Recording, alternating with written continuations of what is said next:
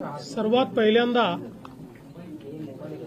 जगभरातल्या शिवप्रेमींचं मी मनापासून अभिनंदन करतो की देशाचे प्रधानमंत्री माननीय नरेंद्र मोदीजी यांनी छत्रपती शिवाजी महाराजांचे 12 किल्ले हे जागतिक वारसा स्थळ म्हणजे वर्ल्ड हेरिटेज साइट घोषित करण्याकरता नॉमिनेट केले होते। खरं म्हणजे माननीय प्रधानमंत्री महोदयांकडे देशभरातनं 7 वेगवेगळ्या साइट्स गेल्या होत्या की ज्यांना जागतिक वारसा स्थळ म्हणून नॉमिनेट करण्याकरता आपल्या सांस्कृतिक मंत्रालयाने भारत सरकारच्या प्रधानमंत्री महोदयांसमोर ठेवलं होतं। मी प्रधानमंत्री महोदयांचे आभार मानेन की त्यापैकी प्रधानमंत्री महोदयांनी हा निर्णय केला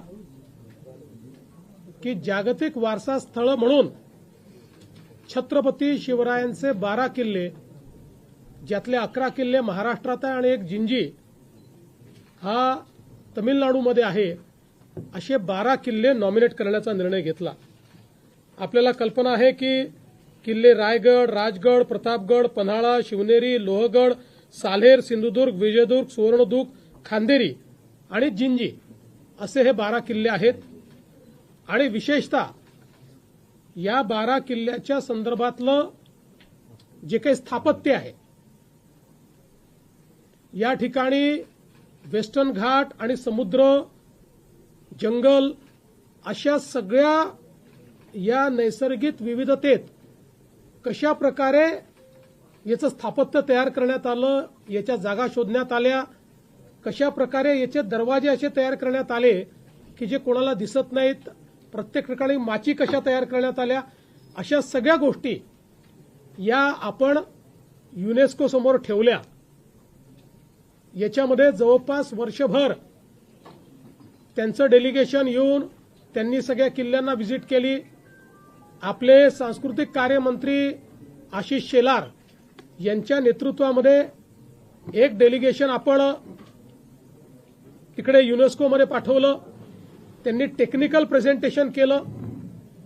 त्यानंतर जे काही वेगवेगळे याच्यामध्ये देश आहेत ज्यांना मतदानाचा अधिकार आहे, तसं तर सगळे देश याचे सदस्य आहेत पण एकूण 20 देशांना मतदानाचा अधिकार आहे। या सगळ्या देशाच्या अँबॅसेडर सोबत मी स्वतः देखील बोललो। आपले एक्सटर्नल अफेअर्स मंत्री आहेत जयशंकरजी, त्यांनी सचिवांनी, सांस्कृतिक कार्यमंत्री गजेंद्रसिंह शेखावत यांनी त्या ठिकाणी त्यांच्याशी संवाद साधला। मी शिंदे साहेब आणि अजितदादा आम्ही प्राईम मिनिस्टर साहेबांना विशेष भेटलो आणि त्यांनाही विनंती केली की आपण हे नॉमिनेशन केलं आहे परंतु मतदानाची प्रोसेस आहे आणि 20 वेगवेगळे देश आहेत, त्यामुळे भारत सरकारने पुढाकार याच्यामध्ये घेतला पाहिजे। त्या माध्यमातून त्या देशात आपली जी एम्बसी आहे त्यांच्यासोबत संवाद झाला, त्यांनाही आपण एकत्रित केलं आणि त्यांना त्या देशातल्या सरकारशी चर्चा करण्याकरता सांगितलं। आपल्याला माहिती आहे मध्ये युक्रेनचे फॉरेन मिनिस्टर आले होते, त्यातला एक सदस्य युक्रेन हा देश देखील होता। त्यांना आम्ही मुंबईतच प्रेझेंटेशन केलं आणि त्यांनी तिथेच सांगितलं की आम्ही भारताच्या बाजूने मतदान करू। आणि आपले जे तिथले परमनंट मेंबर जे आहेत शर्माजी, त्यांनी फार महत्वाची भूमिका याच्यामध्ये निभावली। काल ते आणि आपले अप्पर मुख्य सचिव जे आहेत खारगे हे दोघं त्या ठिकाणी उपस्थित होते आणि 20ही देशाने आपल्या बाजूने मतदान केलं आणि एकमताने छत्रपती शिवरायांचे हे किल्ले हे जागतिक वारसा केंद्र आहेत अशा प्रकारे घोषित केलं। त्यामुळे हा शिवप्रेमींचा एक मोठा विजय आहे। आणि त्यावेळी सगळ्यांनी ज्यावेळेस वेगवेगळे टेक्निकल प्रेझेंटेशन झाले त्यावेळी सगळ्या देशातल्या लोकांनी हे किल्ले बांधत असताना जे चातुर्य आणि जी स्ट्रॅटेजी छत्रपती शिवरायांनी वापरलेली आहे त्याचं मनापासनं कौतुक केलं, अभिनंदन केलं आणि अनेक लोक आश्चर्यचकित देखील झाले की किती पुढचा विचार याच्यामध्ये करण्यात आला होता. आता जागतिक वारसा स्थळ झाल्यामुळे आपले महाराजांचे किल्ले वर्ल्ड मॅपला आलेले आहेत. आता युनेस्कोच्या सगळ्या वेबसाईट्सवर या किल्ल्यांची सगळी ऐतिहासिक माहिती ही त्या ठिकाणी उपलब्ध होणार आहे. वर्ल्ड टुरिझम मॅपवर हे किल्ले त्या ठिकाणी येणार आहेत आणि युनेस्कोच्या माध्यमातूनही त्या किल्ल्यांच्या ठिकाणी जागतिक वारसा स्थळ म्हणून सगळी माहितीचे किऑस्क उभे राहणार आहेत. म्हणजे यातनं एकीकडे पर्यटनाला तर चालना मिळेलच, पण त्याच्यासोबत महाराजांचा गौरवशाली इतिहास हा वैश्विक करण्याकरता आणि वैश्विक टुरिस्ट इकडे आकृष्ट करण्याकरता आपल्याला याचा एक विशेष फायदा मिळणार आहे. आणि म्हणून मला असं वाटतं की भारतीयांकरता आणि मराठी माणसाकरता हा एक अतिशय महत्त्वाचा दिवस आहे. ज्या ज्या लोकांनी, असे अनेक लोक आहेत की ज्यांनी याच्यामध्ये मदत केली आहे. मग आपलं जे पुरातत्व विभाग महाराष्ट्राचा आहे त्याचे डायरेक्टर असतील, केंद्रीय पुरातत्व विभाग असेल, खूप याच्या पाठीमागे टेक्निकल अशा प्रकारची माहिती, आर्किओलॉजिकल माहिती, या सगळ्या गोष्टी आपल्याला उभ्या कराव्या लागल्या. कारण एकही गोष्ट पुराव्याविना त्या ठिकाणी ठेवता येत नाही. आणि म्हणून मला असं वाटतं की या सगळ्या टीम्सचं मी अतिशय मनापासून अभिनंदन करतो आणि पुन्हा एकदा सर्व शिवप्रेमींचं या ठिकाणी त्यांचे मनापासून आभार मानतो. आज नवी मुंबई आंतरराष्ट्रीय विमानतळ याच्या प्रगतीचा आढावा घेण्याकरता सन्मान्य उपमुख्यमंत्री आणि आम्ही सगळे या ठिकाणी आलेलो आहोत. आता त्याच्या प्रगतीच्या संदर्भातलं एक प्रेझेंटेशन आधी आम्ही बघितलं. त्यानंतर प्रत्यक्ष रनवेपासनं तर टर्मिनल बिल्डिंगपर्यंत सगळ्या प्रकारची त्याची प्रगती कुठपर्यंत झालेली आहे याची माहिती ही आज आम्ही घेतलेली आहे. साधारणपणे याची भौतिक प्रगती ही 94% झालेली आहे. रनवे पूर्णपणे सुसज्जित आहे. टर्मिनल बिल्डिंगचं काम झालेलं आहे. टर्मिनल बिल्डिंगचं आता इंटिरियरचं काम चाललेलं आहे. याच्यामध्ये जो बाहेरचा फसाड आहे आणि बाहेरचं जे सिलिंग आहे त्याचं काम हे आता वेगानं करावं लागणार आहे. बाकी सगळं काम जे आहे आता अत्यंत वेगानं चाललेलं आहे. बॅगेज हँडलिंगची जी काही सिस्टीम आहे ती आम्ही बघितली आहे. अतिशय एफिशियंट अशा प्रकारची सिस्टीम या ठिकाणी उभी केलेली आहे की ज्याच्यामध्ये बॅगेचा बारकोड हा 360 डिग्री त्या ठिकाणी वाचता येऊ शकतो आणि त्यातनं ती योग्य ठिकाणी बॅग पोचेल अशा प्रकारची व्यवस्था करण्यात आली आहे. आत्ताच आम्ही या ठिकाणी अथॉरिटीला सांगितलेलं आहे की या एअरपोर्टवर बॅगेज क्लेम ही जी व्यवस्था आहे ही देशातली नव्हे तर जगातली फास्टेस्ट व्यवस्था ही करण्यात आली पाहिजे. तशा प्रकारचा प्रयत्न या ठिकाणी चाललेला आहे. आपल्याला माहिती आहे की ज्यावेळेस पूर्ण हा एअरपोर्ट होईल त्यावेळी 2 रनवे या क्षमतेनं या ठिकाणी 9 कोटी पॅसेंजर करता हा एअरपोर्ट सुसज्जित होणार आहे. म्हणजे मुंबईच्या आताच्या छत्रपती शिवाजी महाराज एअरपोर्टपेक्षा बराच मोठा अशा प्रकारचा एअरपोर्ट होणार आहे. या एअरपोर्टमध्ये अनेक वैशिष्ट्य आहेत. हा ग्रीन एअरपोर्ट आहे. याच्यामध्ये 37 मेगावॅट ग्रीन वीज या ठिकाणी वापरली जाणार आहे. इथले सगळ्या व्हेकल्स जे आहेत या ईव्ही राहणार आहेत किंवा अल्टरनेट फ्युएलच्या व्हेकल्स या ठिकाणी राहणार आहेत. आणि सस्टेनेबल एव्हिएशन फ्युएल जे अलीकडच्या काळामध्ये मोठ्या प्रमाणात डेव्हलप होत आहे त्याचंही एक मोठं सेंटर हा एअरपोर्ट राहणार आहे. त्यामुळे जे काही आपली विमानं फ्युएल वापरतात तेही या ठिकाणी ग्रीन फ्युएल असेल असा प्रयत्न या एअरपोर्टच्या माध्यमातून होणार आहे. एक मोठी कनेक्टिव्हिटी एअरपोर्टला आपण तयार केलेली आहे. आपल्याला माहिती आहे की अटल सेतूवरनं एक कोस्टल रोडचं काम चाललेलं आहे, जे साधारणपणे पुढच्या वर्षीच्या मार्चपर्यंत पूर्ण होईल अशा प्रकारची अपेक्षा आहे.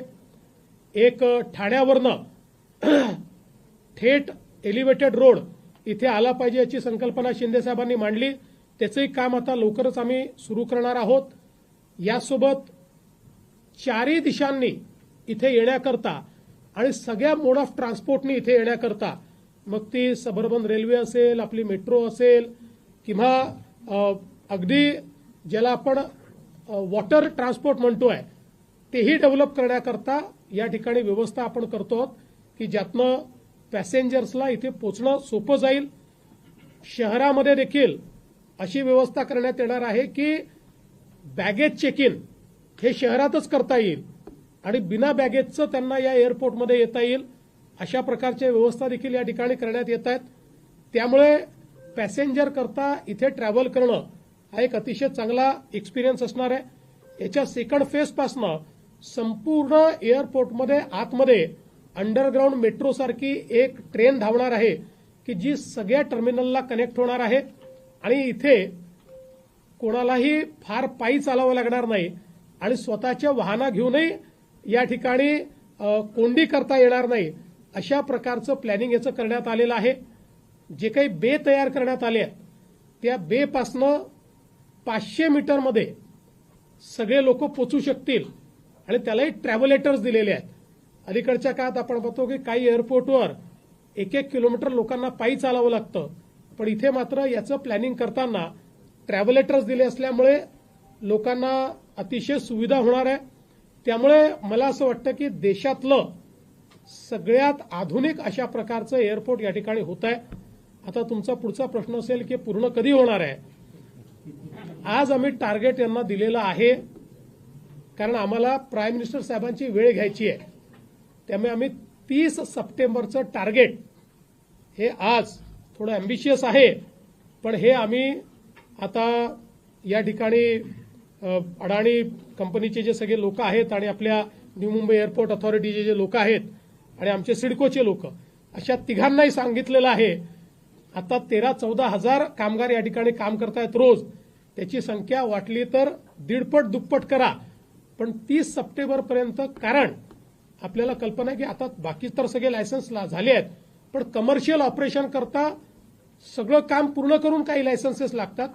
त्याचं सायमल्टेनियसली काम सुरू करायला आपण सांगितलेलं आहे, जेणेकरून 30 सप्टेंबर किंवा त्याच्या आसपास प्रधानमंत्री महोदय ज्यावेळेस वेळ देतील त्यावेळी आपल्याला याचं उद्घाटन करता आलं पाहिजे आणि या ठिकाणी लोकांना कमर्शियल ऑपरेशन देखील करता आलं पाहिजे. अशा प्रकारचा प्रयत्न हा आपण निश्चितपणे करतो. आज मैं सबसे पहले देश और दुनिया के सभी छत्रपति शिवाजी महाराज के प्रेमियों का अभिनंदन करता हूं, उनको बधाई देता हूं कि हमारे छत्रपति शिवाजी महाराज के 12 किले यूनेस्को द्वारा वर्ल्ड हेरिटेज साइट के रूप में कल मान्यता प्राप्त कर चुके हैं. मैं इसके लिए देश के प्रधानमंत्री माननीय नरेंद्र मोदी जी को धन्यवाद देना चाहता हूं, क्योंकि कई प्रकार के नॉमिनेशंस देश भर से उनके पास आए थे, लेकिन प्रधानमंत्री जी ने यह फैसला किया कि यूनेस्को में वर्ल्ड हेरिटेज साइट के लिए छत्रपति शिवाजी महाराज के किलों को ही नॉमिनेट किया जाएगा. और पिछले 1 साल में लगातार इसके लिए बहुत जद्दोजहद की गई है. वहां से यूनेस्को की टेक्निकल टीम्स यहां पर आई, हमारी टेक्निकल टीम्स, हमारे जो सांस्कृतिक कार्य मंत्री आशीष शेलार जी और हमारे अपर मुख्य सचिव खारगे जी, इनके नेतृत्व में वहां गई. वहां पर हमने टेक्निकल प्रेजेंटेशंस किए. जो अलग अलग एम्बेसडर्स हैं उनके साथ हमने वार्तालाप किया. Ministry of external affairs, ministry of culture, Bharat सरकार, इन्होंने इसमें बहुत मदद की. और मैं, हमारे उप मुख्यमंत्री एकनाथ शिंदे जी, अजीत दादा पवार, हम सब ने आदरणीय प्रधानमंत्री जी को ये निवेदन किया था कि भारत सरकार, चूंकि इसमें 20 देश वोटिंग करने वाले हैं, तो इसकी अगुवाई भारत सरकार करे और उस प्रकार से हमारी विनती को मान्यता देते हुए प्रधानमंत्री जी ने पूरी यंत्रणा को काम पर लगाया और इस पूरे काम की अगुवाई की। और कल जब ये विषय यूनेस्को के सामने आया तो सारे देश वहां पर थे, लेकिन वोटिंग करने का अधिकार 20 देशों को था। सारे 20 देशों ने छत्रपति शिवाजी महाराज के ये जो किले हैं इनको वर्ल्ड हेरिटेज साइट के रूप में अंकित करने के लिए वोट दिया और पूरे 100% वोट्स के साथ हमारे छत्रपति शिवाजी महाराज के किले ये वर्ल्ड हेरिटेज साइट बने।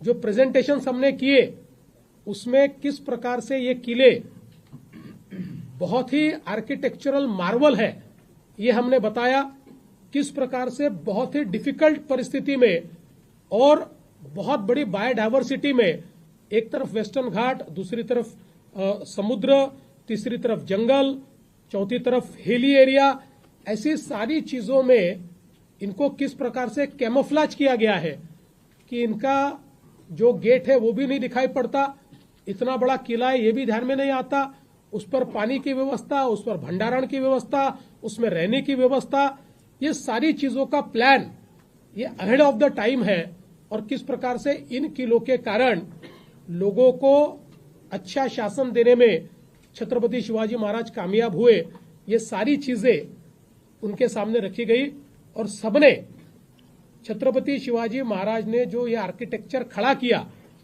ये आर्किटेक्चर मार्वल को सराहा, सबने इसकी प्रशंसा की और एक मत से इसको मान्यता दी। इसलिए मैं तमाम मराठी जनों की ओर से प्रधानमंत्री जी का आभार व्यक्त करता हूं कि हमारा मराठा इतिहास, हमारा हिंदवी स्वराज अब वैश्विक करने का काम प्रधानमंत्री जी ने किया है। और मुझे विश्वास है कि अब यूनेस्को हेरिटेज साइट बनने के कारण हमारे ये जो सारे किले हैं ये वर्ल्ड मैप पर आए हैं, वर्ल्ड टूरिज्म मैप पर भी आए हैं। अब इन सब पर यूनेस्को का भी एक प्रकार से उसकी जानकारी पूरी यूनेस्को वहां पर कियोस्क लगाएगी और सब तरफ के टूरिस्ट को, हिस्टोरियंस को और अलग अलग प्रकार से इस क्षेत्र में काम करने वाले जो लोग हैं, एक्सपर्ट्स हैं, उनको ये किले आकृष्ट करेंगे। इससे हमारा टूरिज्म तो बढ़ेगा ही, लेकिन हमारा रिच कल्चरल हेरिटेज और हमारी हिस्ट्री, हमारा इतिहास, ये जो हमारी धरोहर है ये भी विश्व में पहुंचेगी। इसलिए मैं भारत सरकार का और यूनेस्को का भी और उन सभी देशों का जिन्होंने इसमें वोटिंग किया, सभी का मैं बहुत बहुत आभार व्यक्त करता हूं। लेटेस्ट अपडेट्स और ताजा तरीन खबरों के लिए TV1 इंडिया लाइव को सब्सक्राइब कीजिए और नोटिफिकेशन पाने के लिए बेल आइकॉन को दबाना मत भूलिए।